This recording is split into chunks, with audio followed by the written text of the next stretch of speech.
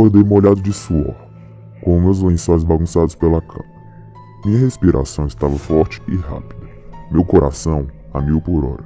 Devo ter tido um pesadelo, pensei comigo mesmo. Mas, ao acordar, percebi que algo estava errado.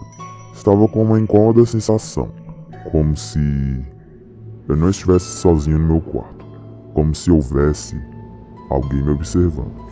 Bobagem, pensei comigo mesmo, me dando uma bronca pelo pensamento estúpido e infantil.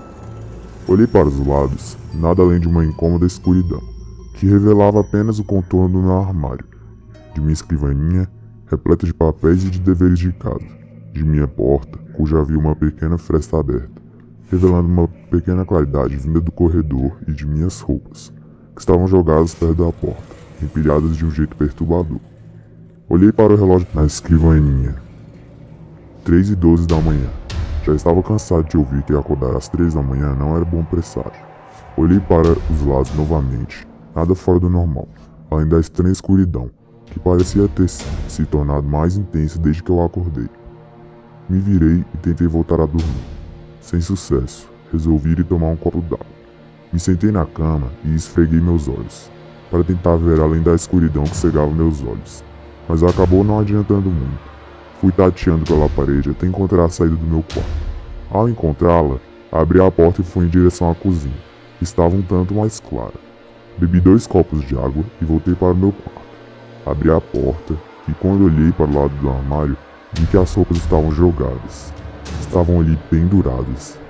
Apesar de achar esquisito, ignorei esse estranho fato e fui em direção à minha cama.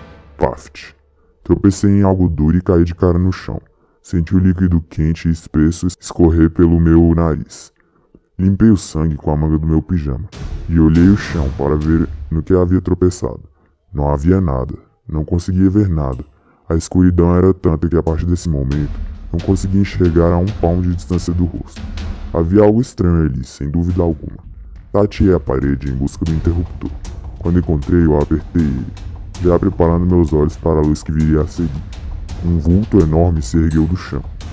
Aquilo que eu vi no chão do meu quarto, quando eu acordei, não eram roupas.